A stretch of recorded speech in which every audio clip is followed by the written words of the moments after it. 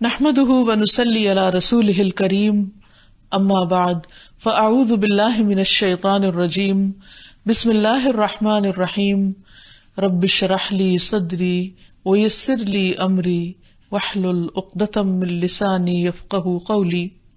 ناظرین، پروگرام اللہ کے خوبصورت نام کے سلسلے میں آج ہم انشاءاللہ اللہ سبحانہ تعالیٰ کے نام العظیم پر بات کریں گے۔ العظیم بہت بڑا، بڑی عظمت والا، بہت بڑی شان والا، بہت ہی عظیم رب۔ حقیقت یہ ہے کہ عظمت اور بڑائی ساری کی ساری اللہ سبحانہ تعالیٰ کے لیے ہے اور اسی کو زیبا ہے۔ اس کے برعکس جب بندہ بڑے بننے کی کوشش کرتا ہے تو یہ اس کے حق میں ایک عیب بن جاتا ہے۔ تکبر اور غرور کرنا اور اپنے آپ کو بڑا سمجھنا در حقیقت اپنے اوپر ظلم کرنا ہے۔ اس لیے انسان کو ہمیشہ اس سے بچنا چاہیے، اور اس سے بچنے کی صورت اسی وقت ہو سکتی ہے جب انسان اپنے رب کو بڑا سمجھتا ہے۔ اس لیے اس نام کا جاننا تکبر سے بچنے کے لیے بہت ہی ضروری ہے، کیونکہ جب انسان کو حقیقی عظمت کا علم ہو جائے گا کہ وہ کس کے لائق ہے، کس کے شان کو زیبا ہے، تو پھر وہ اپنی حقیقت کو بھی جان لے گا اور یوں تکبر سے بچ جائے گا۔ پھر اسی طرح یہ ہے کہ جب انسان اللہ سبحانہ تعالیٰ کی عظمت کو جانتا ہے تو پھر اس کے آگے جھکنے میں، اس کی عبادت کرنے کا بھی لطف کچھ اور ہی ہو جاتا ہے، اور جب تک اس کی عظمت کو پہچانتا نہیں اس کی عبادت بھی بے روح ہوتی ہے۔ حقیقت یہ ہے کہ ساری عظمت کا مالک اللہ ہی ہے۔ وہ اپنی ذات میں بھی بڑا ہے، اپنی صفات میں بھی بڑا ہے، اپنے افعال، اپنے کاموں میں بھی بڑا ہے۔ اس کا عرش بھی بڑا ہے، اس کی کرسی بھی بڑی ہے، اس سے متعلق ہر چیز بڑی ہے، اور حقیقت میں وہ عظیم الشان قدر والا ہے۔ جہاں تک اس کی ذات کا تعلق ہے تو قرآن مجید میں اللہ سبحانہ وتعالی نے اپنے عرش اور کرسی کا ذکر کیا ہے، اور اس میں سورۃ النمل میں اللہ تعالیٰ فرماتے ہیں، اللہ لا الہ الا هو رب العرش العظیم۔ اللہ وہ ہے جس کے سوا کوئی معبود نہیں، جو عرش عظیم کا رب ہے۔ اللہ سبحانہ وتعالی اپنی ذات میں بھی عظیم ہے، اپنی صفات میں بھی عظیم ہے، اپنے افعال میں بھی عظیم ہے۔ اس کی عظمت کو پہچان کر ہی حقیقت میں ہم اس کے آگے جھکنے کا لطف پا سکتے ہیں۔ وہ کتنا بڑا ہے، اس کی کیفیت ہم بیان ہی نہیں کر سکتے، کیونکہ ہماری نگاہیں اس کا ادراک ہی نہیں کر سکتی۔ ہمارے تصور اور خیال سے وہ کہیں بڑا ہے، ہمارا تصور بھی اس کا احاطہ نہیں کر سکتا۔ اللہ سبحانہ تعالیٰ کا عرش ہی بہت بڑا ہے۔ ایک حدیث میں آتا ہے کہ ساتوں آسمان اور زمین اس کی کرسی کے مقابلے میں ایسے ہی ہیں جیسے ایک وسیع و عریض میدان میں ایک چھوٹی سی مندری رکھی ہوئی ہو، ایک چھوٹی سی رنگ، اور پھر اس کے عرش کے مقابلے میں اس کی کرسی ایسے ہی جیسے ایک وسیع میدان میں ایک چھوٹی سی رنگ، اور پھر وہ عرش پر مستوی ہے۔ الرحمن علی العرش استوی، رحمان عرش پر ہے۔ اسے عرش کی محتاجی نہیں، ضرورت نہیں، اور اس نے یہ بھی نہیں ہمیں بتایا کہ وہ عرش پر کس طرح مستوی ہے، بس اتنا پتہ چلتا ہے کہ وہ عرش پر بلند ہوا۔ وہ رب جو بہت ہی بڑا اور بہت ہی عظیم ہے، اور ساری مخلوق اس کے آگے جھکی ہوئی ہے، اور ہمیں بھی اس کے آگے جھک جانا چاہیے، اور کسی اور کو اس کے برابر اور اس کا شریک نہیں ٹھہرانا چاہیے۔ پھر اسی طرح ہم دیکھتے ہیں کہ آیت الکرسی میں اللہ سبحانہ تعالیٰ کی عظمت کا بیان آتا ہے، اللہ لا الہ الا هو الحی القیوم لا تأخذہ سنۃ ولا نوم لہ ما فی السماوات وما فی الارض من ذا الذی یشفع عندہ الا بإذنہ یعلم ما بین ایدیہم وما خلفہم ولا يحيطون بشيء من علمه إلا بما شاء وسع كرسيه السماوات والأرض ولا يؤوده حفظهما وهو العلي العظيم۔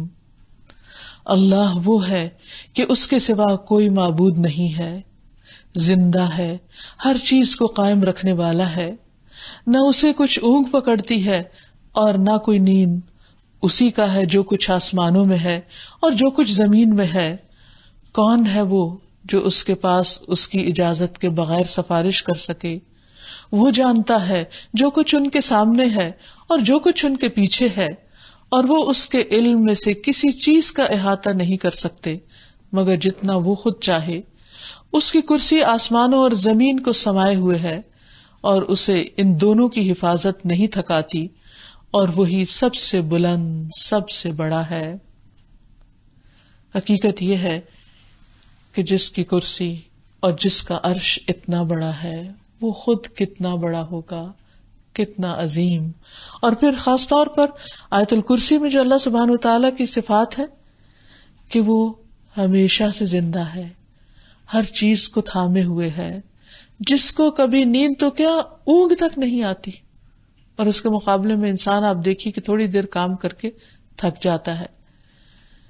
ہر چیز جو اس کائنات میں ہے وہ اس کی ملکیت میں ہے، کوئی اور اس میں سے کسی چیز کا مالک نہیں۔ پھر اس کا اختیار اور اس کا زور ایسا ہے کہ کوئی اس کے سامنے پر نہیں مار سکتا، اس کی اجازت کے بغیر سفارش یا شفاعت نہیں کر سکتا۔ انسان، اس کا ماضی اور اس کا مستقبل اللہ سبحانہ تعالیٰ کے سامنے سب ایسا ہی ہے، کچھ بھی مشکل نہیں اس کو جاننا، لیکن انسان اپنے بارے میں کچھ نہیں جانتے۔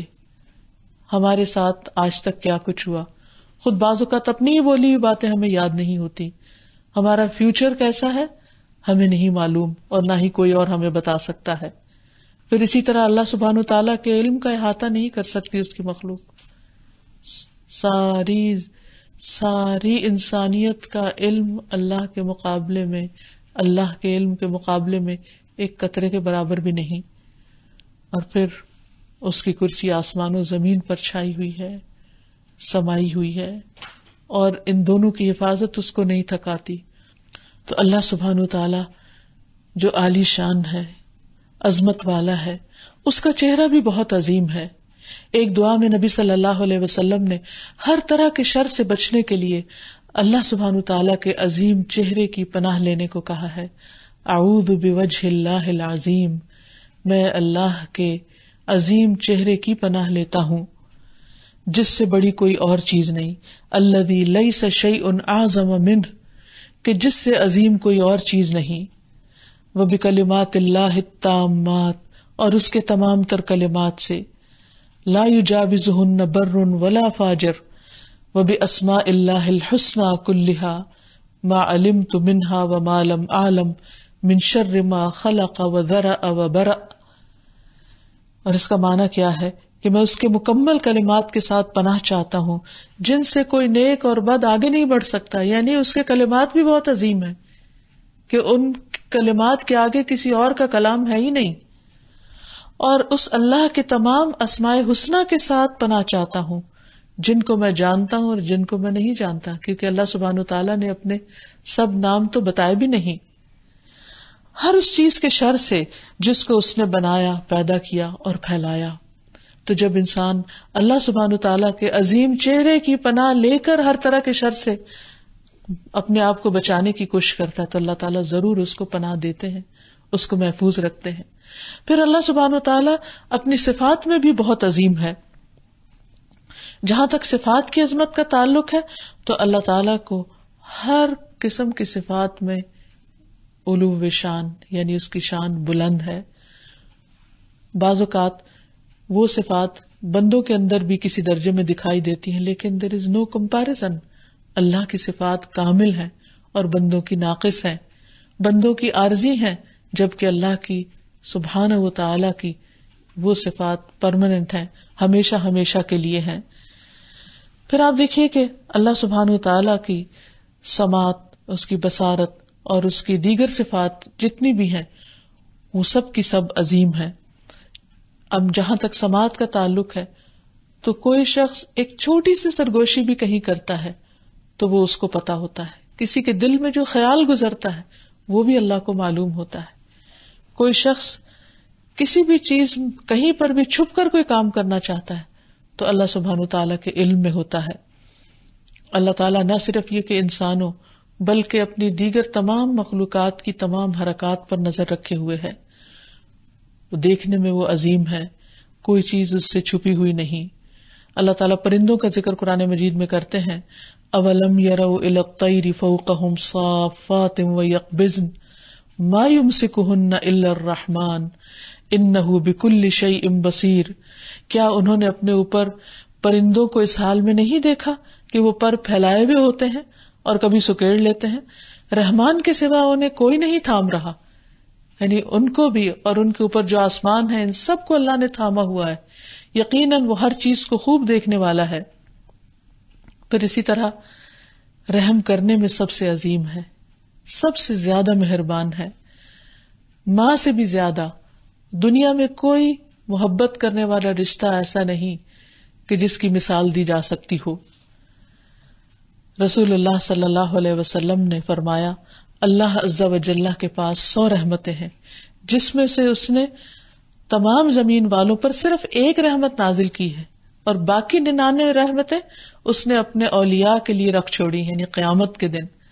پھر اللہ تعالیٰ اس ایک رحمت کو بھی لے کر ان 99 رحمتوں کے ساتھ ملا دے گا اور قیامت کے دن وہ 100 کی 100 پوری رحمتیں اپنے دوستوں کے لیے خاص کر دے گا. تو اس سے اندازہ کیجئے کہ اس کی ہر صفت کتنی عظیم اور بلند ہے. اللہ سبحانہ و تعالیٰ معاف کرنے میں بھی بہت عظیم ہے. بندوں سے بڑے گناہ ہو جائیں اللہ تعالیٰ ان کو معاف کر دیتا ہے.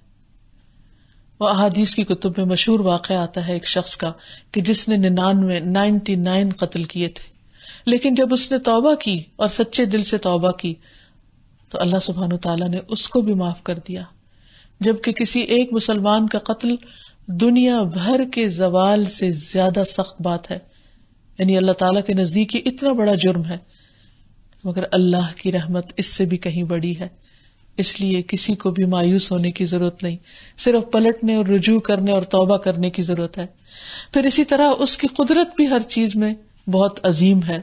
اللہ تعالیٰ فرماتے ہیں وَلِلَّهِ مُلْكُ السَّمَاوَاتِ وَالْأَرْضِ وَاللَّهُ عَلَى كُلِّ شَيْءٍ قَدِيرٌ. اور اللہ ہی کے لیے آسمانوں اور زمین کی بادشاہت ہے اور اللہ ہر چیز پر پوری طرح قادر ہے، ہر چیز اس کے کنٹرول میں ہے. کوئی اور ہے ایسی ہستی کہ جس کے کنٹرول میں یہ سب کچھ ہو؟ پھر اسی طرح اللہ سبحانہ وتعالی بندوں کی تکلیفیں دور کرنے پر بھی پوری طرح قادر ہے. اللہ تعالیٰ فرماتے ہیں وَإِن يَمْسَسْكَ اللَّهُ بِضُرٍّ فَلَا كَاشِفَ لَهُ إِلَّا هُوَ وَإِن يَمْسَسْكَ بِخَيْرٍ فَهُوَ عَلَى كُلِّ شَيْءٍ قَدِيرٌ. اور اگر اللہ تجھے کوئی تکلیف پہنچائے تو اس کے سوا کوئی اسے دور کرنے والا نہیں، اور اگر وہ تجھے کوئی بھلائی پہنچائے تو وہ ہر چیز پر پوری طرح قادر ہے. پھر اسی طرح اللہ سبحانہ وتعالی کا علم ہر چیز پر محیط ہے، ہر کسی کے علم سے بڑا ہے اور کوئی اس کے علم تک رسائی حاصل نہیں کر سکتا. یعلم ما بین ایدیہم وما خلفہم، وہ جانتا ہے جو ان سے آگے ہے اور جو ان کے پیچھے ہے. پھر اسی طرح فرمایا هو الذی خلق السماوات والارض فی 6 ایام ثم استوى علی العرش یعلم ما یلج فی الارض وما یخرج منها وما ينزل من السماء وما يعرج فيها وهو معكم أينما كنتم والله بما تعملون بصير. وہی ہے جس نے آسمانوں اور زمین کو 6 دنوں میں پیدا کیا، پھر وہ عرش پر بلند ہوا. وہ جانتا ہے جو چیز زمین میں داخل ہوتی ہے، جو اس سے نکلتی ہے، جو آسمان سے اترتی ہے، جو اس میں چڑھتی ہے، اور وہ تمہارے ساتھ ہے جہاں بھی تم ہو، اور اللہ جو بھی تم کرتے ہو خوب دیکھنے والا ہے. گویا ہر چیز کا احاطہ کیے ہوئے ہے. وَأَنَّ اللَّهَ قَدْ أَحَاطَ بِكُلِّ شَيْءٍ عِلْمًا. اللہ سبحانہ وتعالیٰ کا علم ہر چیز پر محیط ہے، کوئی بھی چیز ایسی نہیں کہ جو اس کے علم سے باہر ہو. پھر اسی طرح اس کا کلام بھی بہت عظیم ہے. وَإِنَّهُ لَقُرْآنٌ كَرِيمٌ. قرآن مجید اللہ سبحانہ وتعالیٰ کا کلام، اللہ سبحانہ وتعالیٰ کی بات ہر کلام سے افضل اور ہر قسم کی باتوں سے بہترین بات ہے. اللہ نزل احسن الحدیث اللہ نے بہترین بات اتاری ہے. اس لیے ہم پر لازم ہے کہ ہم اللہ کی عظمت کو بھی محسوس کریں، اس کی صفات کی عظمت کو بھی جانیں اور محسوس کریں، اور اس کے کلام کی عظمت کو بھی محسوس کریں اور اس کو جانیں. جب بندہ اللہ تعالیٰ کی عظمت کو جان لیتا ہے تو پھر اس کے اثرات اس کی زندگی پر بھی پڑتے ہیں، اور ان میں سب سے پہلا اثر اور سب سے پہلی خوبی جو بندوں کے اندر آنی چاہیے وہ یہ کہ بندے اللہ کی تعظیم کرنے والے ہوں، اللہ کی عظمت بیان کرنے والے ہوں. اور جس دل میں اللہ کی عظمت آ جاتی ہے پھر وہ دل اللہ کی نافرمانی پر اصرار نہیں کرتا. پھر ایسے شخص سے انسان ہونے کے ناطے، کمزور ہونے کے ناطے بھول چوک تو ہو سکتی ہے، لیکن وہ جان بوجھ کر ڈٹائی کے ساتھ اللہ کی نافرمانی نہیں کرتا، اس لیے کہ وہ اللہ کی تعظیم کا حق ادا کرنا چاہتا ہے.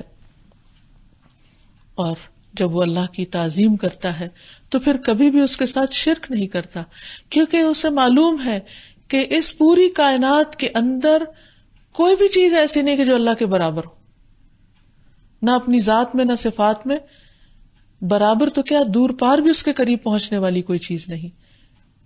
اس لیے تمام خرابیوں کی جڑ شرک ہے، اور شرک ختم ہو سکتا ہے صرف اس وقت جب انسان اللہ تعالی کی حقیقی عظمت کو پہچان جائے اور پھر اس کی صفات کو پہچانے اور اس کو مانے، اور پھر یہ بھی کہ اس کے عرش پر مستوی ہونے کو مانے. تو اس موقع پر یہ بھی یاد رہے کہ ہمیں اللہ سبحانہ وتعالیٰ کی عظمت کا اعتراف ان الفاظ میں بھی کرنا چاہیے، یہ یقین رکھتے اور ایمان رکھتے ہوئے کہ اللہ اپنے عرش پر ہے. یہ کہنا کہ اللہ تعالیٰ ہر چیز کے اندر موجود اور حلول کر گیا ہے، یہ بھی درست نہیں، کیونکہ یہ اللہ تعالیٰ کی شان اور عظمت کے خلاف ہے. اللہ تعالیٰ اس سے مبرہ ہے کہ اپنی مخلوق کے اندر داخل ہو جائے، نعوذ باللہ. اللہ سبحانہ وتعالیٰ جیسا کہ قرآن مجید میں 7 مقامات پر آیا ہے کہ وہ اپنے عرش پر ہے.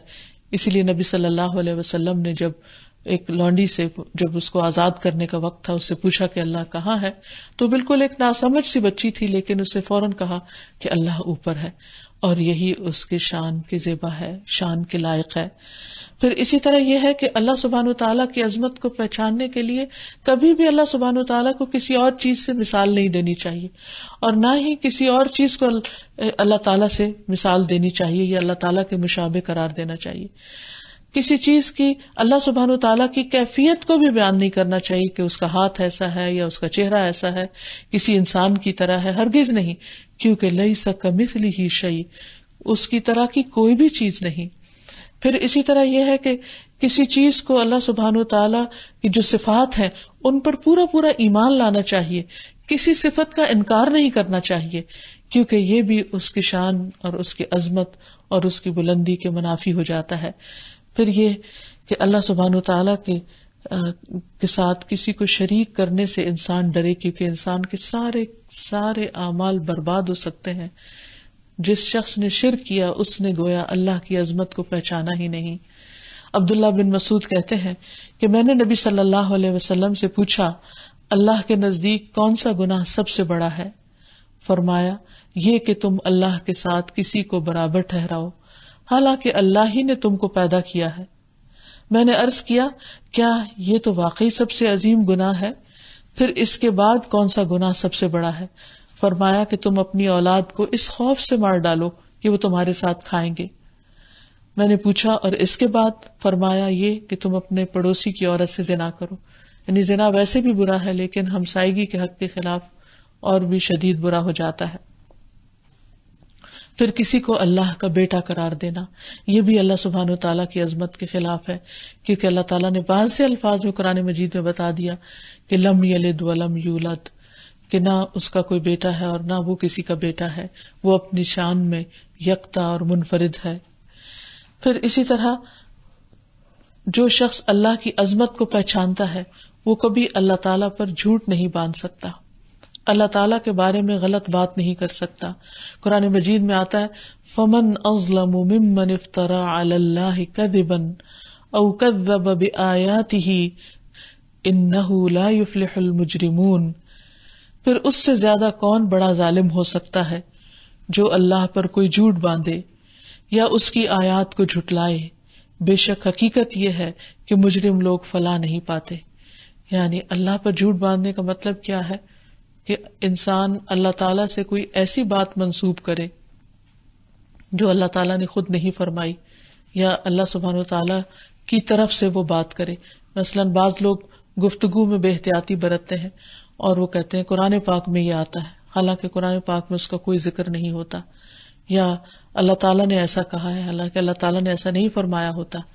تو اس لیے کبھی بھی کوئی چیز جو اللہ تعالیٰ کے ریفرنس سے انسان بات کرے اس بات میں بہت احتیاط کی ضرورت ہے، ورنہ غلط بیانی کرنا یہ اللہ پر جھوٹ باندھنا ہو جاتا ہے. پھر اسی طرح یہ ہے کہ لا علمی میں بھی کوئی بات نہیں کہنی چاہیے. جس چیز کے بارے میں علم نہ ہو اس کے بارے میں یا تو خاموشی اختیار کر لی جائے یا انسان یہ کہے کہ میں نہیں جانتا. کہا جاتا ہے کہ امام مالک کے پاس مغرب کے علاقے سے دور دراز سے ایک شخص آپ کی تعریف سن کر آیا اور سب کچھ چھوڑ کر، اور ایک سینکڑوں میل کا اس نے سفر کیا. لیکن جب آپ کی مجلس میں بیٹھا اور اس نے آپ سے سوال کیا تو امام مالک نے کہا کہ لا ادری، میں تو نہیں جانتا. پھر تھوڑی دیر کے بعد اس نے کوئی اور سوال کیا تو امام مالک نے کہا لا ادری. پھر اس نے پھر سوال کیا تو وہ بہت پریشان ہوا. اس نے کہا میں نے تو اتنی شہرت سنی تھی اور میں اتنی دور سے اتنا ٹریول کر کے یہاں آیا ہوں، میں واپس جا کے لوگوں کو کیا بتاؤں گا کہ امام مالک نے کیا کہا. تو جب اس نے اپنی اس پریشانی کا ان سے ذکر کیا تو اس نے کہا کہ تم جا کر واپس بتانا کہ مالک کہتا ہے کہ لا ادری، مجھے نہیں معلوم. کیوں؟ اس لیے کہ جو حقیقی علماء ہوتے ہیں جن کے دلوں میں اللہ کی خشیت ہوتی ہے، کیونکہ علم انسان کے اندر اللہ کا ڈر پیدا کرتا ہے.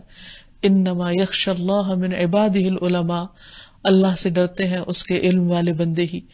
تو جو حقیقی علم والے ہوتے ہیں وہ کبھی بھی اللہ سبحانہ وتعالیٰ کے بارے میں یا اس کی کتاب کے بارے میں یا اس کے رسول کے بارے میں جھوٹ نہیں بولتے، اور کوئی ایسی بات ان سے منسوب نہیں کرتے جو وہاں نہ کہی گئی ہو، نہ تو لا علمی کی بنا پر اور نہ ہی جان بوجھ کر. قرآن مجید میں اللہ تعالیٰ فرماتے ہیں قل انما حرم ربی الفواحش ما ظہر منها وما بطن والاثم والبغی بغیر الحق وان تشرکوا باللہ ما لم ينزل به سلطانا وان تقولوا علی اللہ ما لا تعلمون. آپ ان سے کہیے کہ میرے پروردگار نے جو چیزیں حرام کی ہیں وہ یہ ہیں: بے حیائی کے کام خواہ ظاہر ہوں یا چھپ کے ہوں، گناہ کے کام اور ناحق زیادتی، اور یہ کہ تم اللہ کا شریک بناؤ جس کے لیے اللہ نے کوئی سند نہیں اتاری، اور یہ کہ تم اللہ کے ذمے ایسی باتیں لگا دو جس کا تمہیں علم نہیں. یہ شرک سے بھی بڑا گناہ ہے کہ انسان اللہ تعالیٰ کے بارے میں یا اللہ تعالیٰ کے حوالے سے کوئی بات ایسی کہے، چاہے لا علمی میں ہی کہے، جو اللہ تعالیٰ نے نہیں فرمائی. پھر اسی طرح یہ ہے کہ اللہ تعالیٰ کی ناراضگی کا کلمہ کوئی منہ سے نہ نکالے، اور یہ بھی انسان کے تقویٰ کی علامت ہوتی ہے کہ وہ بات کو سوچ سمجھ کر کرتا ہے. پھر اسی طرح اللہ تعالیٰ کی عظمت کا احساس جس کے اندر ہوتا ہے، وہ اللہ کے نام پر اگر اس سے سوال کیا جائے تو وہ اس کو رد نہیں کرتا، کیونکہ وہاں اللہ کا نام لے لیا گیا. رسول اللہ صلی اللہ علیہ وسلم نے فرمایا کیا میں تمہیں اس شخص کے بارے میں بتاؤں جو مرتبے کے لحاظ سے بہت برا ہے، سب سے برا ہے؟ ہم نے کہا جی ہاں اے اللہ کے رسول صلی اللہ علیہ وسلم. آپ نے فرمایا یہ وہ ہے جس سے اللہ جو عظمتوں والا ہے اس کے نام پر سوال کیا جائے لیکن پھر بھی وہ اس کے ساتھ نہ دے، یعنی اللہ کا نام لیا جائے اور پھر وہ اس سوال کو جھٹلا دے، رد کر دے. پھر یہ ہے کہ اللہ سبحانہ وتعالیٰ کی عظمت کا احساس اس شخص کو ہو سکتا ہے جو اللہ تعالیٰ کی باتیں ماننے میں جلدی کرتا ہے اور فوراً اطاعت کی طرف دوڑتا ہے. جب اس کو پتہ چلتا ہے کہ کس بات سے اللہ تعالیٰ راضی ہوتا ہے تو وہ خوشی خوشی اور ایک دوسرے سے آگے بڑھ کر سبقت کرتے ہوئے دوڑتے ہوئے اللہ تعالیٰ کی رضامندی کی طرف بڑھ جاتا ہے. پھر اپنے فرائض میں جلدی کرتا ہے. پھر اسی طرح اللہ تعالیٰ کی رضامندی کے کاموں کی تلاش میں رہتا ہے اور اس کے لیے بڑی بڑی قربانیاں کر دیتا ہے. جیسے قرآن مجید میں آتا ہے وَمِنَ النَّاسِ مَن يَشْرِي نَفْسَهُ ابْتِغَاءَ مَرْضَاتِ اللَّهِ. لوگوں میں سے بعض ایسے بھی ہیں جو اللہ کی رضا حاصل کرنے کے لیے اپنا آپ بھی بیچ ڈالتے ہیں، یعنی اپنی باقی بلانگنگز کو قربان کرنا یا پسند و ناپسند کو قربان کرنا تو اپنی جگہ، لیکن وہ اپنی جان دینے سے بھی گریز نہیں کرتے کیونکہ ان کے نزدیک اللہ سبحانہ وتعالی اتنا عظیم ہے کہ جس کی خاطر سب کچھ دیا جا سکتا ہے. نبی صلی اللہ علیہ وسلم نے فرمایا بے شک بندہ اللہ کی رضا حاصل کرتا ہے اور اس میں مسلسل لگا رہتا ہے تو اللہ تعالیٰ جبریل سے فرماتا ہے میرا فلاں بندہ مجھے راضی کرنے کی کوشش میں لگا ہوا ہے، آگاہ رہو کہ اس پر میری رحمت ہے. یعنی اگر کوئی شخص اس چیز کی کوشش بھی کرتا ہے کہ اس کا رب اس سے راضی ہو جائے تو رب جبریل کو گواہ بنا کے کہتا ہے کہ میں اس سے راضی ہو گیا، میری اس پر رحمت لازم ہو گئی. نبی صلی اللہ علیہ وسلم دیر تک کھڑے ہو کر نماز پڑھا کرتے تھے. آپ کے قدم یا پنڈلیاں مبارک سوج جاتی تھی. جب آپ سے کہا گیا کہ آپ کے تو اگلے پچھلے سارے گناہ معاف کر دیے گئے، آپ عبادت میں اتنی مشقت کیوں کرتے ہیں؟ تو آپ نے فرمایا کیا میں اللہ کا شکر گزار بندہ نہ بنوں؟ یعنی اللہ سبحانہ تعالیٰ اتنا عظیم اور بلند ہے کہ ساری زندگی بھی اگر انسان سجدے میں پڑا رہے تو اللہ تعالیٰ کا حق ادا نہیں ہو سکتا، اس کی عظمت کو کوئی نہیں پہنچ سکتا.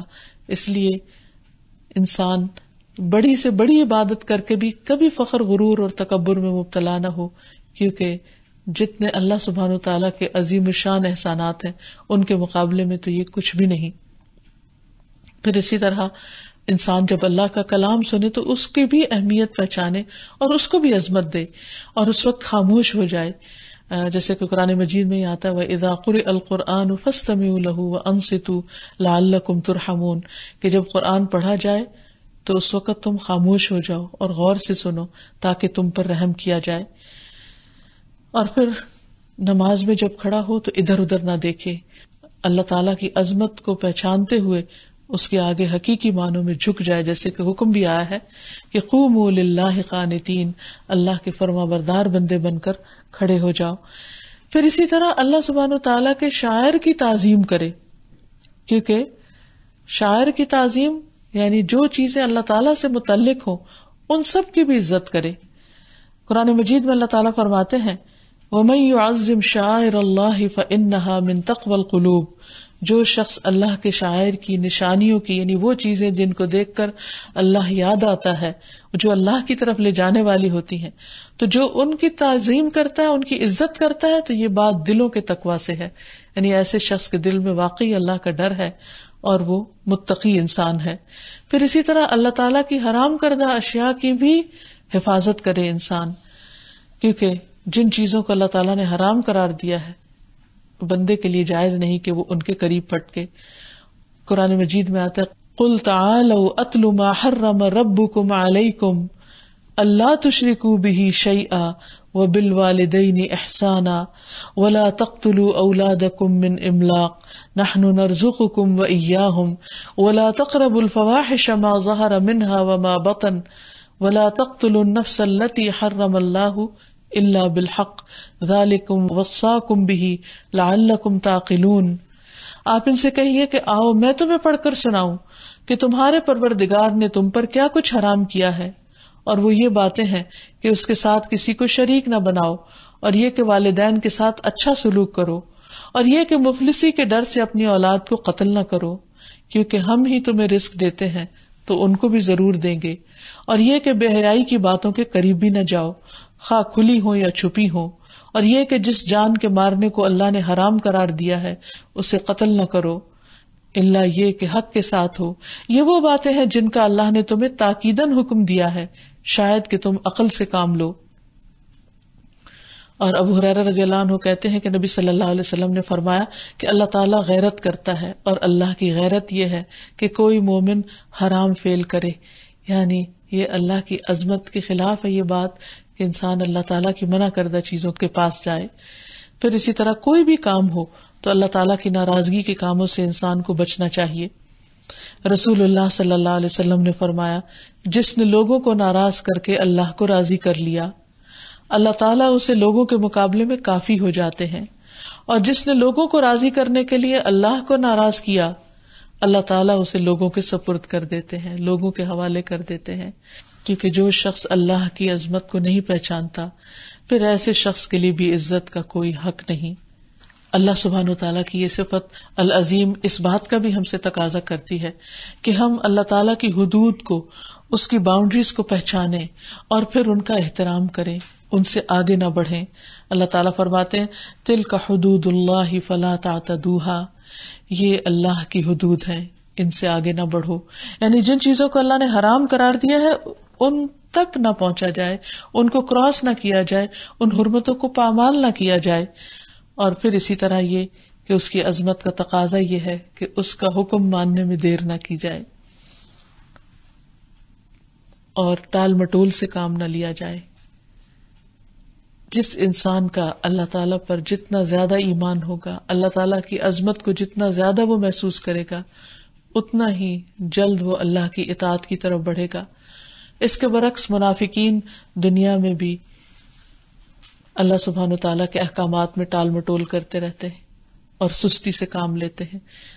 جہاں نماز کا تعلق ہے تو قرآن مجید میں آتا ہے کہ وَإِذَا قَامُوا إِلَى الصَّلَاةِ قَامُوا كُسَالَىٰ، کہ یہ منافقین جب نماز کی طرف آتے ہیں تو بہت سستی کے مارے آتے ہیں اور پھر اس میں اللہ کو کچھ بھی یاد نہیں کرتے، بہت تھوڑا یاد کرتے ہیں. حدیث میں بھی آتا ہے کہ منافق جو ہے وہ دھوپ کے پیلا پڑنے کا انتظار کرتا رہتا ہے، یہاں تک کہ جب سورج غروب ہونے کے قریب ہوتا ہے تو وہ اٹھ کر چند زمین پہ ٹکرے مار لیتا ہے، جیسے مرغا دانا چننے کے لیے زمین پہ ٹھونگے مارتا ہے. اسی طرح جب صدقہ خیرات کرنے کی باری آتی ہے تو بھی وہ پیچھے رہتا ہے اور اس کو اپنے لیے ایک جرمانہ سمجھتا ہے، جبکہ مومن اس کے برعکس تیزی سے آگے بڑھتا ہے اور فوراً اللہ کی عظمت کو سامنے رکھتے ہوئے اللہ تعالیٰ کی اطاعت میں، اللہ کی فرما برداری میں، اللہ کی محبت میں ہر کام کرتا ہے. کیونکہ ایسے لوگ جب اللہ کی خاطر کسی کو کھلاتے ہیں یا کوئی بھی ان کی خدمت کرتے ہیں تو وہ صاف کہتے ہیں کہ انما نطعمکم لوجہ اللہ لا نرید منکم جزاء ولا شکورا، کہ ہم تمہیں اللہ کی خاطر کھلا رہے ہیں، ہم تم سے کوئی جزا، بدلہ اور شکریہ تک نہیں چاہتے. اس کے برعکس منافقین کے لیے کوئی بھی نیک عمل بہت بھاری ہوا کرتا ہے. نماز کے بارے میں آتا ہے کہ وہ بہت بھاری ہے، لیکن جو لوگ اللہ سے ڈرتے ہیں ان کے لیے کچھ بھی بھاری نہیں ہے. اسی لیے ہم دیکھتے ہیں کہ قیامت کے دن انسانوں کے اعمال اور ان کے طریقوں کے مطابق ان کا انجام بھی مختلف ہوگا. مثلا سورۃ الحدید میں آتا ہے یوم یقول المنافقون والمنافقات للذین آمنوا انظرونا نقتبس من نورکم قیل ارجعوا وراءکم فالتمسوا نورا فضرب بینہم بسور لہ باب باطنہ فیہ الرحمۃ وظاہرہ من قبلہ العذاب ینادونہم الم نکن معکم قالوا بلی ولکنکم فتنتم انفسکم وتربصتم وارتبتم وغرتکم الامانی حتی جاء امر اللہ وغرکم باللہ الغرور. اس دن منافق مرد اور منافق عورتیں ایمانداروں سے کہیں گے ہماری طرف دیکھو تاکہ ہم بھی تمہارے نور سے کچھ روشنی حاصل کر سکیں. انہیں کہا جائے گا پیچھے چلے جاؤ اور نور تلاش کرو. پھر ان کے درمیان ایک دیوار کھڑی کر دی جائے گی جس میں ایک دروازہ ہوگا، اس دروازے کے اندر تو رحمت ہوگی اور باہر عذاب ہوگا. منافق مومنوں کو پکار کر کہیں گے کیا ہم دنیا میں تمہارے ساتھ نہ تھے؟ مومن کہیں گے کیوں نہیں، لیکن تم نے تو خود اپنے آپ کو فتنے میں ڈالا اور موقع کے انتظار میں رہے اور شک میں پڑے رہے اور جھوٹی آرزویں تمہیں دھوکے میں ڈالے رہیں تاکہ اللہ کا حکم آ گیا اور اس وقت بڑا دھوکے باز شیطان اللہ کے بارے میں تمہیں دھوکہ ہی دیتا رہا کیونکہ تم نے اللہ کی عظمت کو نہیں پہچانا. تو جو شخص اللہ تعالیٰ کی عظمت کو پہچانتا ہو وہ کبھی بھی اللہ سبحانہ وتعالیٰ کے احکامات میں ٹال مٹول سے کام نہیں لیتا، کیونکہ اس کو معلوم ہے کہ یہ کسی بڑے کی طرف سے حکم آیا. دنیا میں بھی آپ دیکھیں کہ عام معاملات میں کیا ہوتا ہے، جب کوئی بات کسی بڑے کی طرف سے آتی ہے اور جس کے بارے میں ہمارے دل میں جتنی عظمت ہوتی ہے ہم اس کو جتنا بڑا مانتے ہیں اس کا حکم ماننے میں اتنی ہی جلدی کرتے ہیں اور اس سے ٹال مٹول نہیں کرتے، کیونکہ ہمیں معلوم ہوتا ہے کہ اس کے پھر کانسیکوینسز کیا ہوں گے. تو اہل ایمان اللہ سبحانہ تعالیٰ کی بات سن کر اس سے روگردانی نہیں کرتے. اللہ سبحانہ تعالیٰ کا یہ نام بہت ہی عظیم نام ہے، عظیم صفت ہے. اس سے اللہ تعالیٰ کو پکارنا چاہیے، دعا کرنی چاہیے، خاص طور پر جب انسان اپنے آپ کو تنہا محسوس کرے، بے بس محسوس کرے. قرآن مجید میں نبی صلی اللہ علیہ وسلم کو سکھایا گیا کہ آپ پڑھیے حسبی اللہ لا الہ الا هو علیہ توکلت وہو رب العرش العظیم، مجھے اللہ کافی ہے، اس کے سوا کوئی معبود نہیں، میں نے اسی پر بھروسہ کیا اور وہ عرش عظیم کا رب ہے. پھر اسی طرح رکوع میں انسان اللہ سبحانہ وتعالیٰ کی تسبیح کرے، سبحان ربی العظیم، سبحان ربی العظیم، سبحان ربی العظیم، کہ میرا رب جو پاک ہے بہت ہی عظمت والا ہے، یعنی جھک کر اللہ کی عظمت بیان کرے. پھر اسی طرح سبحان اللہ و بحمدہ، سبحان اللہ العظیم کی تسبیح صبح شام پڑھے. اور پھر اپنی زبان کے علاوہ اپنے اعضاء سے بھی اللہ کی عظمت کے سامنے جھک جائے، اپنے نمازوں میں خشوع و خضوع پیدا کرے اور اللہ سبحانہ و تعالیٰ کی پناہ لے ہر مشکل کے وقت. اور جب کوئی گناہ ہو جائے، غلطی ہو جائے، تو اس بات کا احساس کرتے کہ یا اللہ تو بہت عظیم ہے اور میں نے تیری جناب میں گستاخی کر دی، میں نے تیری بات نہیں مانی، میں نے تجھے ناراض کر دیا، تو مجھ سے ناراض نہ ہونا اور تو مجھ سے راضی ہو جا. اور پھر یہ دعا مانگے، لا الہ الا اللہ وحدہ لا شریک لہ، لہ الملک ولہ الحمد وہو علی کل شیء قدیر، لا حول ولا قوۃ الا باللہ العلی العظیم، سبحان اللہ والحمد للہ ولا الہ الا اللہ واللہ اکبر. کہ اللہ سب سے بڑا ہے. تو جو شخص یہ دعا پڑھے گا اللہ سبحانہ وتعالیٰ اس کے گناہوں کو معاف کر دیں گے. لیکن حقیقت یہ ہے کہ ہم سب کو اللہ سبحانہ وتعالیٰ کی عظمت کا احساس ہر دم دل میں رکھنا چاہیے، اور کوئی بھی غلط کام کرنے سے پہلے یہ سوچنا چاہیے کہ ہم کس عظیم رب کی نافرمانی کرنے جا رہے ہیں. اللہ تعالیٰ ہمارے معاملات کی اصلاح فرما دے. وآخر دعوانا ان الحمد للہ رب العالمین. السلام علیکم ورحمۃ اللہ وبرکاتہ.